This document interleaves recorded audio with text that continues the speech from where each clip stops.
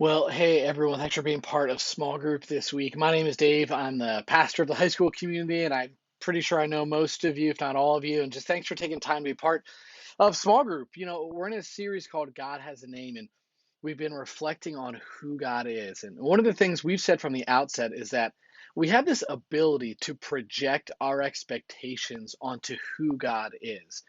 And a lot of times, those expectations aren't determined by God, but they're actually determined by our, expectations for ourselves. And we put those on God. And there's a whole long list of reasons for why we do that. But what we've been learning across the last couple of weeks is that God actually wants to tell us who He is. And what we've discovered is that first and foremost, He approaches us and He deals with us. That means He wants to interact with us and He wants a relationship. We've learned that He has a name, and it's not just God. In fact, within the Bible, the word God is used to describe other gods, lesser gods. But we learn that He is the King of Kings, the God above all gods. He's the Creator God. But He has a personal name, and it's Yahweh. And that name can be translated I am or I will be. Well, I'm guessing you've seen the Marvel movies.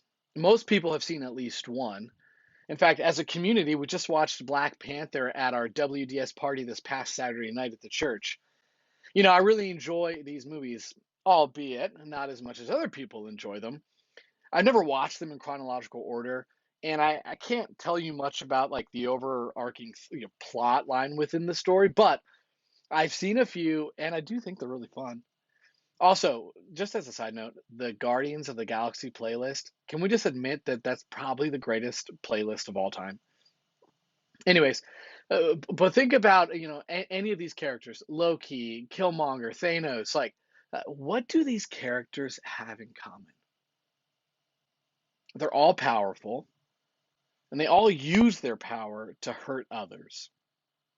Now, that's a fairly familiar storyline when it comes to evil villains, right? They wield their power to hurt others. It's the way that evil villains are portrayed throughout history. I mean, think about the Greek gods, Perseus, Zeus, Hades, others. None of them were perfect, and they all wielded their power against others for the sake of destruction, for the sake of their own good at some point. Think of the Egyptian gods like Amhe, who was the god of the underworld. He was the devourer of millions and the eater of eternity who lived in a lake of fire.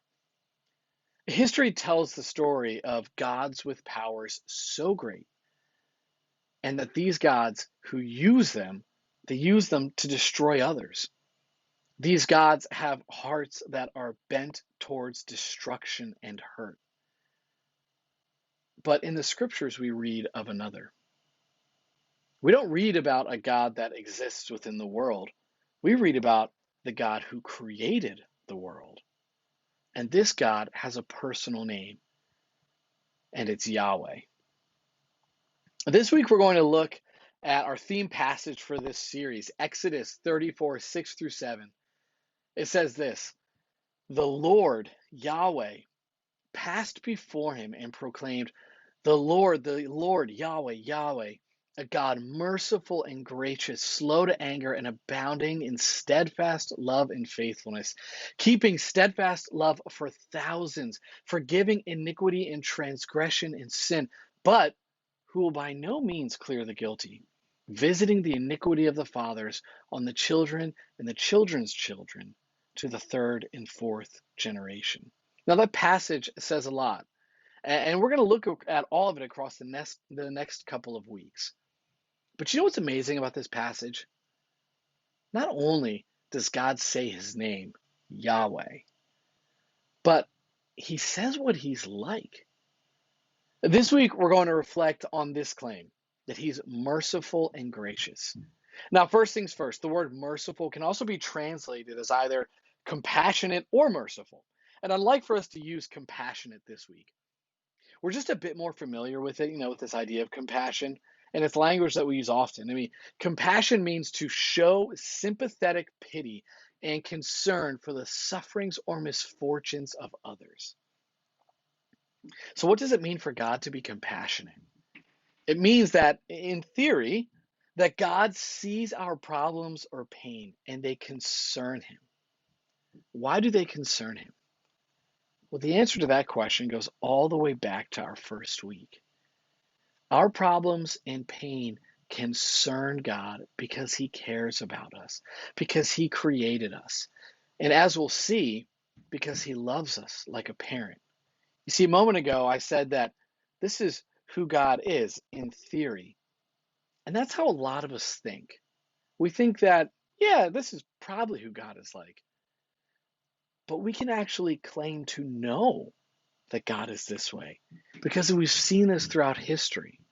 Psalm 103, verse 13 says, as a father shows compassion to his children, so Yahweh shows compassion to those who love him. The Bible is full of true historical stories of people who loved God, who found themselves in a challenging situation, and were actually helped and cared for by God. The word for Lord in that passage in Psalm 103 translates Yahweh. And so Yahweh, the personal God, shows concern for those who love him. Look at the heart of God. He actually cares about us. And a great example of this is the story of the prodigal son that's found in Luke 15. And you and your small group, you're going to read this together in just a couple of minutes. But here's the point. God loves us just like the father in that story does. Even when we hate God, maybe it's words that we say or the things we think or the things that we do. Even when we hate God, he still feels love for us. Yahweh is compassionate towards us. He cares about us.